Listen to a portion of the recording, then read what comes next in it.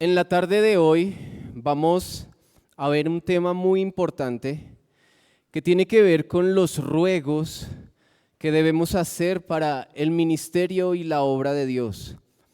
Esta tarde nos vamos a dar cuenta de que es necesario que tengamos estos ruegos por hombres fieles, leales al Señor, porque de eso depende la salud espiritual de una iglesia. De eso depende el bienestar del pueblo de Dios. El pueblo de Dios está expuesto a muchas cosas. Y si no hay hombres fieles a la palabra de Dios, está expuesto a la ruina espiritual. Está puesto en un grave peligro. Pueden estar ante hombres que solo buscan rascar sus oídos y hombres que solamente quieren aprovecharse de ellos. Vivimos en tiempos, hermanos, de mucho pragmatismo. Esto quiere decir que la iglesia se ha enfocado más en los resultados. Pero déjeme decirle algo, nosotros no debemos estar enfocados en los resultados, sino en los medios. Allí es donde nosotros debemos poner toda nuestra atención.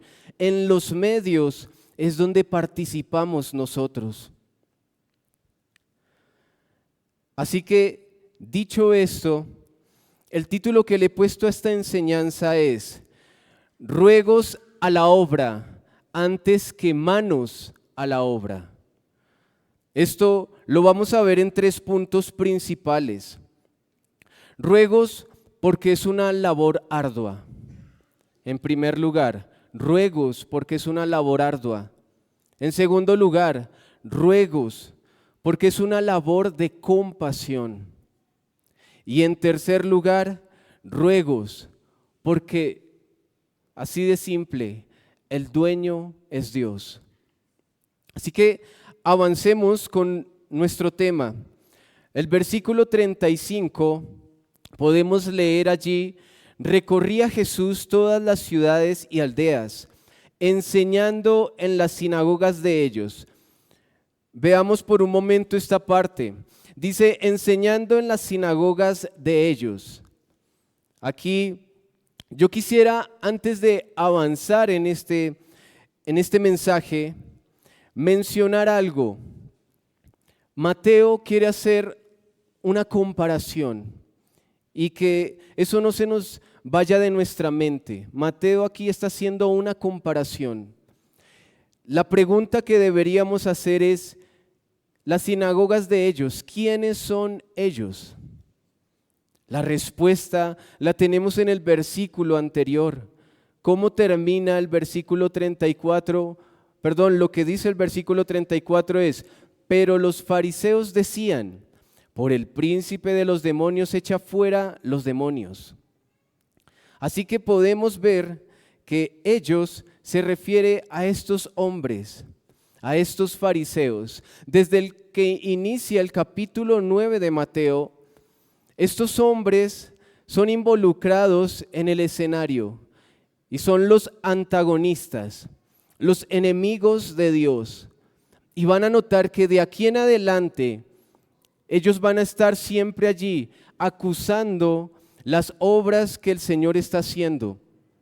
Note en el versículo 3 del capítulo 9, una de sus primeras críticas. Dice, entonces algunos de los escribas decían dentro de sí, este blasfema. Aquí empezaron estos hombres a salir a la escena. Verso 11, cuando vieron esto, los fariseos dijeron a los discípulos, ¿por qué come vuestro maestro con los publicanos y pecadores? Y luego aquí en el versículo 34 lo que acabamos de leer. Así que no pierda en su mente esto. Mateo está haciendo un contraste entre Jesús y los líderes religiosos de su tiempo. Déjeme añadir también una adecuada aclaración. Como lo aprendíamos esta mañana con nuestro pastor, todos aquí tenemos el deber la responsabilidad de testificar lo que el Señor ha hecho por nosotros. Y lo hacemos con gracia, ¿cierto? Pero en esto que vamos a leer, en esta porción, vamos a ver que hay una distinción de estos hombres que son enviados por el único que es dueño de aquella mies. Y a eso es y ese es el tema que vamos a tratar. Así que ante esta acusación que vemos en el versículo 34, evidentemente Jesús no da ninguna respuesta.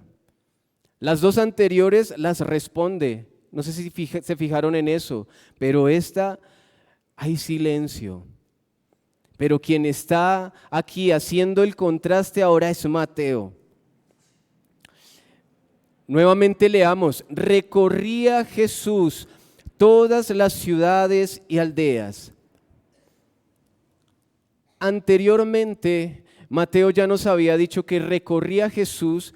Ustedes lo pueden encontrar allí en el versículo 23 del capítulo 4, que Jesús recorría Galilea. Pero aquí en esta aparente síntesis que está haciendo Mateo está haciendo un énfasis. Ya no es solo Galilea. Jesús ha recorrido más ciudades. Su ministerio ya ha abarcado un amplio espectro. Ya ha ido por allá a un lugar que se llamaba Corazín. Ya también ha ido a otro que se llama Betsaida. Lugares que va a mencionar más adelante en el capítulo 11.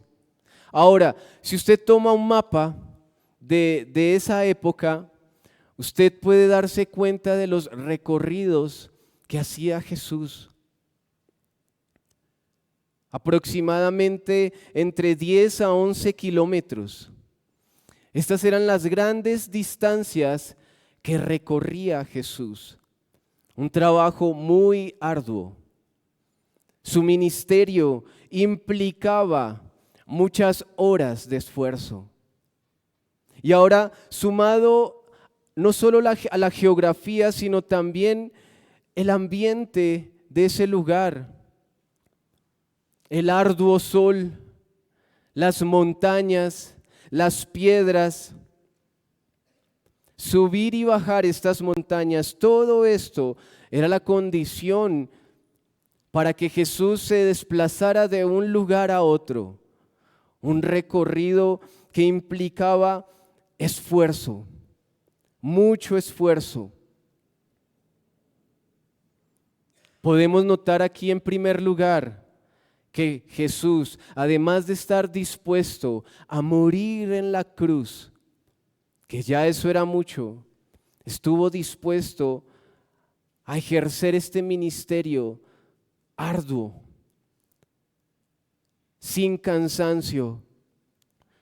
Vimos que hasta en un momento se durmió en una barca, el momento que tal vez pudo aprovechar para poder descansar un poco, que es cuando les dice a sus discípulos: pasemos al otro lado, porque ya toda la gente estaba encima de él agolpando, y solamente en ese momento puede descansar. Ese es el trabajo arduo de nuestro Señor Jesucristo. Ahora ese trabajo estaba enfocado. Miren lo que dice más adelante: enseñando en las sinagogas de ellos. ¿Qué hacía? También predicaba el evangelio. ¿Y qué más hacía? Sanaba toda enfermedad y toda dolencia. Aquí, si vemos este texto con un poco más de cuidado, podemos notar que hay tres preguntas que nos responde esto: el dónde, el qué y el cómo. Fíjese allí, ¿dónde? Enseñando, ¿en dónde? En las sinagogas. De por sí la enseñanza ya implicaba un esfuerzo para él, pero la base de operaciones que el Señor Jesús utilizó fueron las sinagogas. El lugar donde se congregaba todo el pueblo judío. Era allí donde el Señor abría las Escrituras. Estos lugares se caracterizaban porque no necesariamente algún oficial, algún líder, algún sacerdote era el que leía, sino cualquier persona, cualquier laico que estuviera allí quisiera compartir, él podía pasar y hacerlo. Y ese lugar lo aprovechó Jesús para entonces allí abrir las escrituras y enseñar. Y hay algo particular aquí. Jesús fue ganando fama. Su ministerio fue tan particular. Miren, retrocedamos al capítulo 7. Vamos a leer lo que es versículo 28 y 29. Capítulo 7. Dice, y cuando terminó Jesús estas palabras, la gente que se admiraba de su doctrina, porque les enseñaba como quien tiene autoridad y no como los escribas.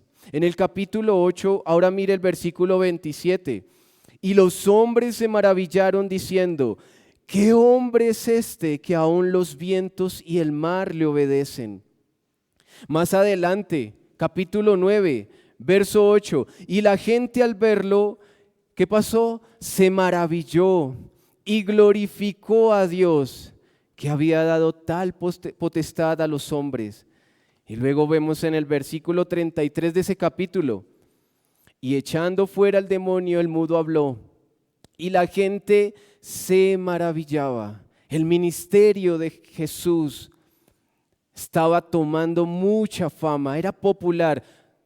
Si en ese tiempo hubiera internet, Jesús hubiera sido como esos predicadores famosos de hoy en día, con una cantidad de reproducciones en internet, pero no por predicar cualquier cosa, sino por predicar realmente el evangelio.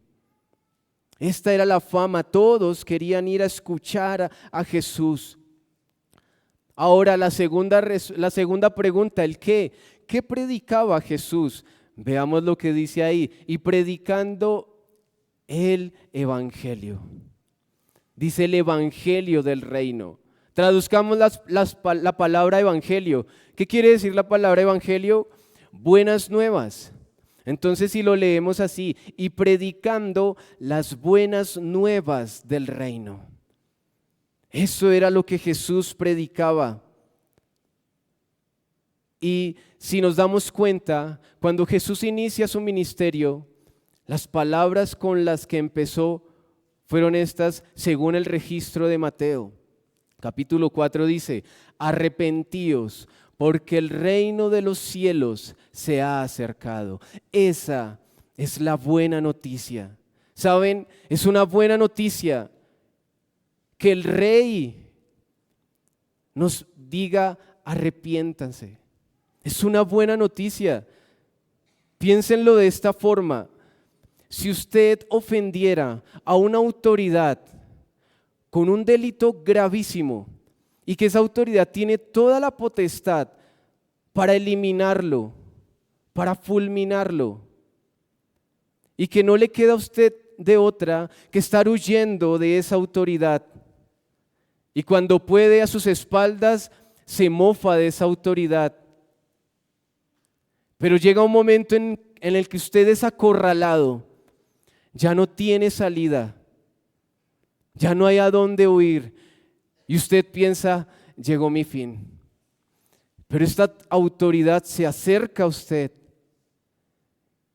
y le dice, arrepiéntase, dejemos esto atrás. Qué buenas noticias. Eso es lo que hizo Jesús. Jesús en su primera venida no ha venido a fulminar, a condenar al mundo. Vino a esparcir su evangelio. Nos está dando una oportunidad de arrepentimiento. Ese es el evangelio, esas son las buenas noticias. Porque luego este Rey vendrá y esta vez ya no habrá más tiempo. Ahora, ¿cómo lo hacía Jesús? Dice, y sanando toda enfermedad y toda dolencia en el pueblo. ¿Cómo lo hacía? Nos lo dice este texto, con manifestaciones de poder y grandes prodigios. La particularidad de sus señales y grandes obras certificaban su mensaje. No eran sanidades como las que hoy en día en muchas iglesias tratan de mencionar, ¿no? Hay iglesias que dicen, ya, usted ya fue sano. Y la persona como que dice, sí, yo ya fui, pero yo me siento, no, ya fue sano. Es que tiene que ahora empezar a vivir y a comportarse como si estuviera sano. Y usted queda como, bueno, pero ¿y si pasa el tiempo y no pasa nada? ¿Cuál es la respuesta? Le faltó fe. Le faltó fe. Estas señales no eran las de Jesús. Él públicamente y visiblemente hacía todo esto, sanaba cualquier enfermedad y la gente quedaba totalmente sana. Ese era el ministerio de Jesús. Mantenga ese contraste, hermanos. ¿Qué estaba pasando con los líderes de ese tiempo? ¿Se acercan en algo a esto? No, es que ni en la enseñanza, porque por eso se asombraban y se maravillaban de la autoridad de cómo este hombre abría las escrituras y enseñaba. Y algo más que debemos notar, no solo por esto hay un contraste, sino hay un contraste porque Jesús allí hacía un arduo trabajo. Él no se quedó quieto, Él no montó una tienda de campaña y anunció, llegó el rey, el Mesías, acérquese. ¿Qué hizo Él? ¿Qué hizo Jesús? Se fue a ellos. Por eso Mateo nos dice, recorría. Él andaba por todo lugar, fue tras su iglesia, fue tras los suyos. Eso es lo que hizo Jesús. Y a pesar de que en la época en la que llegó Cristo a este mundo, no había no le favorecía ninguna tecnología. No habían vehículos sofisticados, ni nada por el estilo, ni andenes bien pavimentados. Pero en ese momento de la historia de la humanidad, quiso venir nuestro Dios. Muy posiblemente, si bien en este momento se hubiera sido en nuestra actualidad, y Él se hubiera movilizado en cualquier otro vehículo u otra cosa, tal vez la comparación no hubiera sido tan drástica. Porque aún hasta considero que si hoy en día los fariseos también estuvieran existiendo de la forma en cómo se aprovechaban de la iglesia, también tendrían sus vehículos. Así que, hermanos, este es el arduo trabajo, está el contraste allí. No solo Jesús representa todo esto con su ministerio, es lo que debemos hacer también. Pablo dice que el Señor nos ha encargado el ministerio de la reconciliación. Es un arduo trabajo que estos hombres van a tomar. Van a tener que dedicar tiempo, van a tener que soportar vituperios, van a tener que esforzarse en la enseñanza, en comprender el Evangelio, estos hombres. Y ya vamos a ver a medida que vamos avanzando a qué hombres hago referencia. Ahora, en segundo lugar, vemos que necesitamos estos ruegos porque es una labor de compasión. Versículo 36. Y al ver las multitudes, tuvo compasión de ellas, porque estaban desamparadas y dispersas como ovejas que no tienen pastor. Jesús no hacía una labor por hacerla. Cualquiera puede hacer una labor sin ni siquiera sentirse comprometido con ella, simplemente por cumplir. Piense por un momento qué pasa con nuestros hijos o cuando los padres les dan unas órdenes a sus hijos. ¿Qué pasa? Por ejemplo, Raúl, por favor, saca la basura. Y empieza a quejarse. Pero al fin y al cabo va, pero quejándose. La forma en cómo Jesús hace este ministerio, la actitud con la que lo hace, no es simplemente por hacerlo y ya. Aquí nos añade el comentario Mateo: tuvo compasión, con misericordia, con compasión, Jesús realizaba su ministerio. Nuevamente, qué contraste. Los fariseos en esto no tenían absolutamente nada. Solo Jesús era así de compasivo. Ahora, esta compasión, ¿qué les dice? Miren lo que dice, cómo arranca el versículo 36. Y al ver las multitudes, ¿qué les dice eso, hermanos? ¿Qué les dice que Jesús haya visto a las multitudes? Simplemente que Jesús, que Dios no es indiferente. Él se acerca, Él voltea a mirar a la necesidad de estas personas que están allí siguiéndole. Los ministros que el Señor pone son ministros que deben mirar hacia sus ovejas, hacia su pueblo. Deben observar la situación en la que se encuentran. Observarles implica a ellos tener que involucrarse en la situación. Y Jesús no temía hacerlo. Hoy en día tenemos pastores hollywoodenses. Terminan su predicación, se bajan de la tarima y se dirigen a una recámara donde hasta escoltas tienen. Y para poder sacar una cita con ellos, no, es más fácil que usted la saque con el presidente. Porque estos hombres se ven así, como aparte de toda la grey.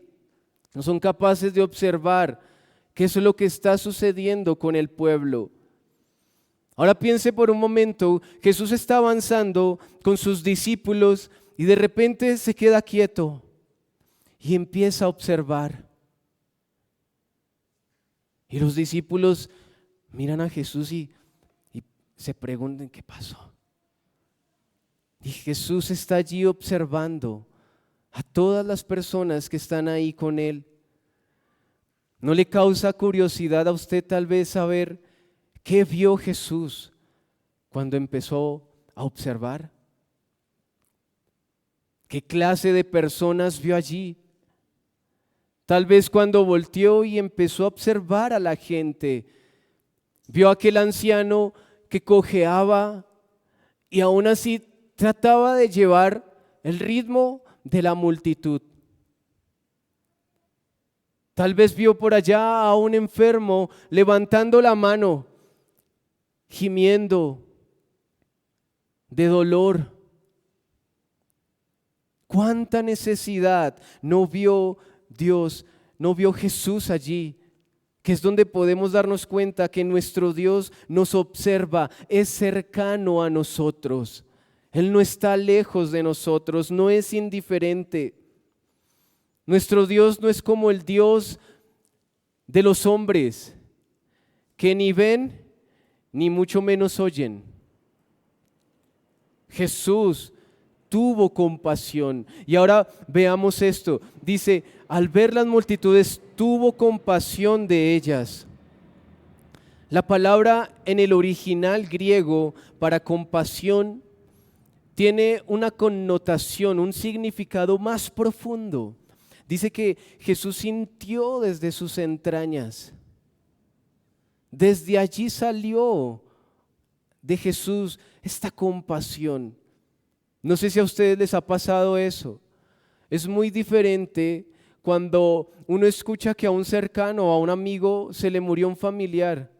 Uno siente pesar, "Ay, qué embarrada, lo lamentamos". Pero es diferente cuando le pasa a uno. Ahí usted siente eso en sus entrañas. Se revuelve todo. Esta palabra que se usa aquí tiene esa fuerza, hermanos. Y a mí me pasó algo hace poco, antes de que tuviéramos a nuestra hija con mi esposa.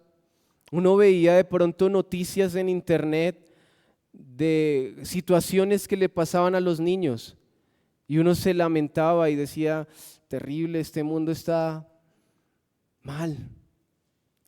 Pero ahora que hemos estado viviendo lo que es la paternidad y ahora ve uno estas noticias, hermanos, no es lo mismo. Uno ya está comprometido también allí y siente también el dolor de otras familias cuando pasa algo con sus hijos. Ahora, si este es el término que está usando aquí Mateo, ¿cómo fue ese sentimiento, esa emoción de Jesús al ver a todas estas personas cuando volteó a verlas allí? Lo que llegó allí y revolvió sus entrañas, nos lo dice más adelante, porque estaban desamparadas y dispersas como ovejas que no tienen pastor.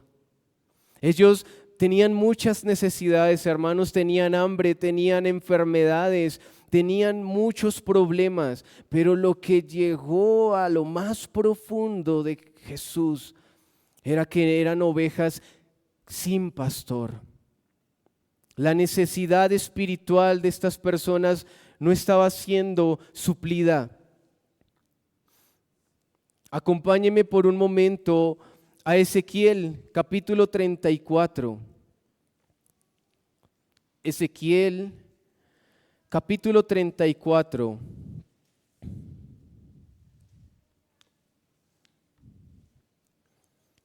Versículo 3, lo vamos a leer hasta el 6. Ezequiel capítulo 34, versículo 3 hasta el 6. Dice, coméis la grosura y os vestís de la lana, la engordada degolláis, mas no apacentáis a las ovejas.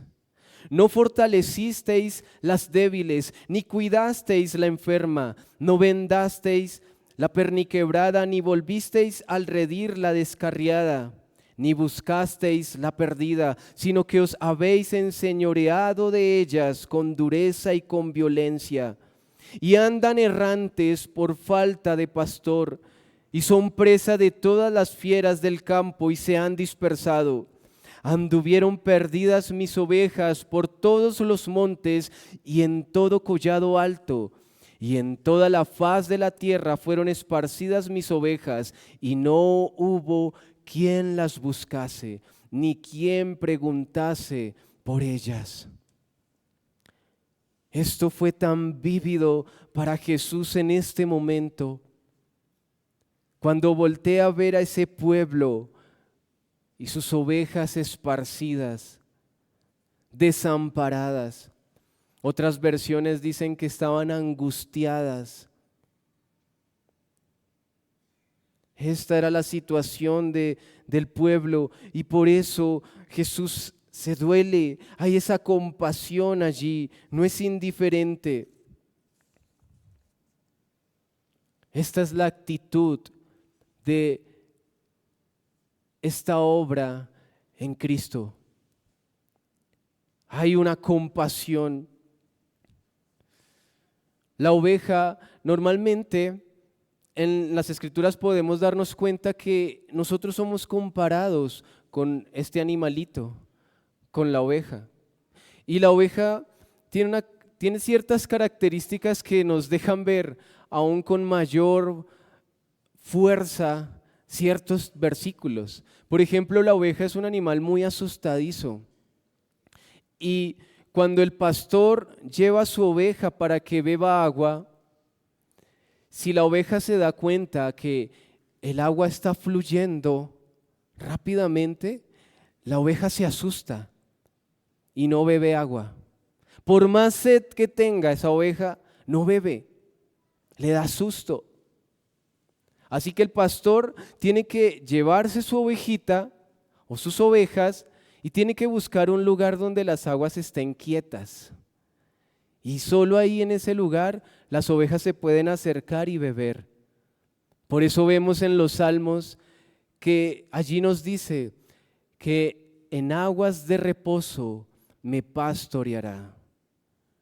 Toda esta labor la hace un pastor que ama a sus ovejas, que está allí por ellas, que las conoce, que las entiende. Y por eso nos lleva a nuestro último punto. Ruegos, porque el dueño de la mies es Dios. Dice nuestro versículo 37, entonces dijo a sus discípulos, a la verdad la mies es mucha, mas los obreros son pocos. Rogad pues al Señor de la mies que envíe obreros a su mies. Hermanos, aquí en primer lugar, en el versículo 37, el Señor nos da la causa. ¿Por qué las ovejas están dispersas? ¿Por qué las ovejas están desamparadas? Dice Jesús, a la verdad la mies es mucha más, no hay obreros. ¿Dice así? No. Dice que son pocos. Sí habían, pero son pocos. ¿Y son pocos cuáles? Los fieles. Los que realmente eran fieles al Señor y alimentaban estas ovejas. Tenemos un ejemplo, Esdras fue uno de estos hombres, un escriba que abrió las escrituras también y llevó al pueblo para que viera la ley nuevamente. Hombres así fieles habían pocos. Y aún en la época de Jesús más escaseaban. Podríamos a duras penas hablar de Juan el Bautista, quien estaba haciendo esta labor de llevar a las personas al arrepentimiento. Así que Jesús dice, a la verdad la mies es mucha. La palabra mies significa que la cosecha está lista. Ya ha brotado toda la cosecha. El fruto ya está listo. Solamente que hace falta ir a recogerlo. El Evangelio. Por eso les decía, Jesús llegó en el momento oportuno a esta humanidad, porque el Evangelio representa precisamente ese momento oportuno, donde la cosecha ya está lista, no hay que arar el campo, ya está, solamente falta algo, más obreros. Eso es lo que se necesita, más obreros. Pero aquí es donde debemos darnos cuenta de algo. Jesús muestra la causa. Hay muchos, hay mucha necesidad. Mi pueblo es mucho. Jesús dijo que vino a salvar a muchos, pero hay pocos obreros. Así que ¿saben qué? Vayan, corran. Vayan y prediquen, vayan y hagan. Eso es lo que dice ahí, no. Vea lo que dice el versículo 38. Ante tal necesidad, Jesús les dice, rueguen, oren. Aquí debemos darnos cuenta de dos cosas, hermanos. Dios, a ser el dueño, requiere que nosotros dependamos de Él. Y en segundo lugar, que Él tiene, Dios como tal, tiene el compromiso de enviarlos. La dependencia en Dios, en esta obra, hermanos, debemos rogar. Son muchos los que usurpan este lugar. Muchos son los que saltan la barda y empiezan a recoger. Pero esos son falsos. Son hombres que no han sido enviados por Dios. Por eso les menciono aquí que aquí no está hablando de la generalidad del cuerpo de Cristo, de todos los cristianos. Aquí está hablando de hombres específicos, porque la necesidad es específica. Hay pocos obreros, porque estas ovejas están como que no tienen pastor.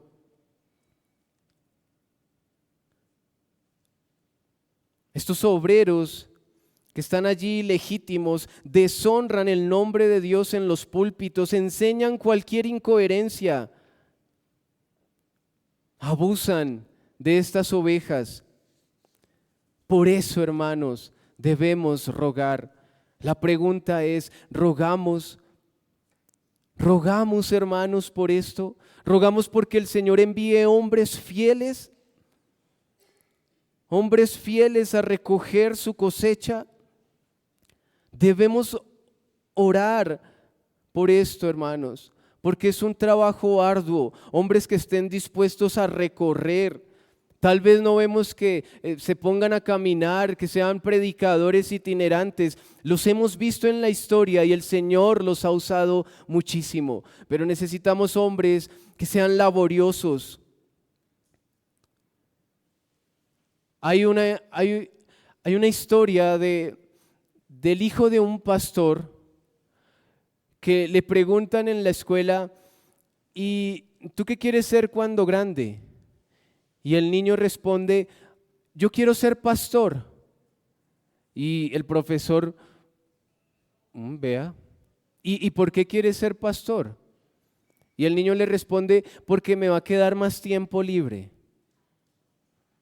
Ahora solamente no podemos imaginarnos cuál era el ejemplo que le estaba dando su padre. Pero hermanos, estos hombres deben trabajar arduamente para alimentar a estas ovejas. Creo que el tiempo libre sería escaso.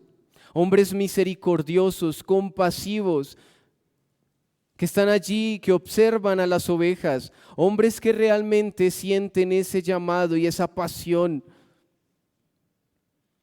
Lo que leíamos en Ezequiel nos muestra las características de una oveja en las condiciones que se encontraban en ese momento. Dice que estaban débiles, enfermas, perniquebradas, descarriadas, perdidas y en peligro. Esto requiere un gran esfuerzo, hermanos. Por eso debemos rogar. Y aquí quiero llevarlos a que se den cuenta de algo, que hay dos medios. Este rey vino, inauguró su reino y no dijo, bueno, ya, yo hago todo desde arriba, tranquilos, no tienen que hacer nada. No, nos dio el privilegio de participar en su reino. Y dos maneras, como lo muestra aquí nuestro Señor Jesús. Uno, en oración. Orar por el avance del reino de Cristo. Orar por el avance del reino de Cristo. Y dos, aquellos hombres que son enviados, que asuman con responsabilidad, con fidelidad, ese llamado. Dios quiso usar medios, hermanos. ¿Ustedes no creen que si Dios hubiera querido ganar las almas de otra forma, no lo hubiera podido hacer? Pero nos hace partícipes de eso, del reino, del avance del reino. Y nos pide no que salgamos apresurados imprudentemente, no, nos dice rueguen, oren, clamen, porque eso necesita esta obra. Clamen. ¿Y quién es el que envía? Dios. Él es el dueño. No aquellos que se autoproclaman. No aquellos que dicen, yo soy pastor, yo quiero ser pastor y aquí voy a estar, vengan y arman una iglesia en un garajito y no sé qué. Y después están blasfemando el nombre de Dios en esos lugares, personas heridas en esos lugares. Lamentablemente, hermanos, les pregunto, ¿no debemos rogar? La compasión que tuvo Jesús al ver al pueblo, a su pueblo, es la misma compasión que nosotros vemos a nuestro alrededor.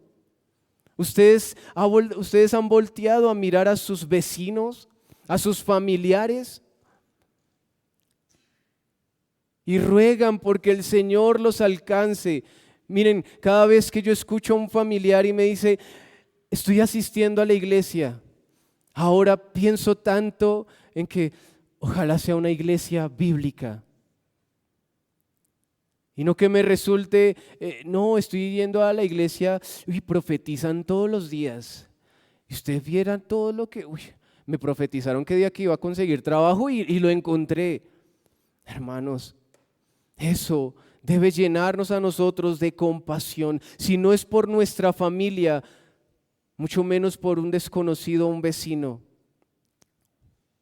Esa es la compasión. Así que en conclusión, hermanos, hemos visto la gran misericordia de Jesús contrastada con la frialdad de los líderes religiosos de la época. Jesús desempeñó una labor muy ardua y lo podemos notar en estas palabras tan hermosas de nuestro Dios. Dijo que el Hijo del Hombre no vino para ser servido, sino para servir y para dar su vida en rescate por muchos. Estas palabras estaban allí en su corazón.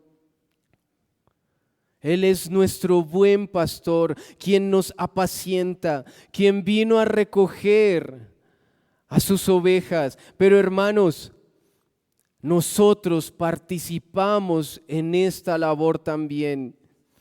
Así que lo que nos demanda aquí Cristo, cuando voltea a ver a sus discípulos, es rueguen, oren por esos hombres fieles. En conclusión, en una última aplicación, hermanos, ¿qué mensaje más preciso? Creo que todos reconocemos el momento en el que nuestra iglesia local se encuentra. Estamos a punto de hacer postulaciones para nuevos oficiales y en este caso quisiera hablar de esos ancianos y pastores. Hermanos, esto no es una decisión a la ligera. Aquí vemos que el Señor nos dice, rueguen. Hermanos, tomen esta decisión con gran oración y ruego al Señor, para que el Señor siga levantando estos hombres para el avance de su reino. Nuestra responsabilidad, hermanos, son los medios, no los resultados, los medios. Debemos orar y hombres, aquellos que han sido llamados, deben ejercer esto con gran responsabilidad hacia el Señor, hacia nuestro Dios. Así que, hermanos, quiera el Señor darnos abundante gracia y bendecir esta palabra en nuestros corazones. Acompáñenme en una oración, hermanos. Amado Señor, gracias te damos esta tarde por tu palabra. Damos gracias, Señor, por lo que estás haciendo en nuestra iglesia. Queremos corregir lo deficiente, Señor, y queremos y anhelamos cada día más ajustarnos a una iglesia que sea bíblica, al modelo bíblico. Padre, pero como nos enseñabas esta tarde, Señor, que tengamos compasión y que esa compasión nos mueva a hacer oraciones con gran ruego y clamor, oraciones sinceras, conscientes, Señor, de que tú quieras enviar esos obreros. Tú has inaugurado tu reino. Tú eres nuestro buen pastor. Amas tus ovejas. Ayúdanos y danos la gracia para ser responsables en esto que nos pides, Padre. Rogar, orar, y quieras en tu misericordia enviar estos hombres fieles para que recojan la cosecha. Te lo pedimos, Padre Santo. Gracias damos por nuestra iglesia. Guárdala, Señor. En el nombre de Jesús hemos orado a ti. Amén.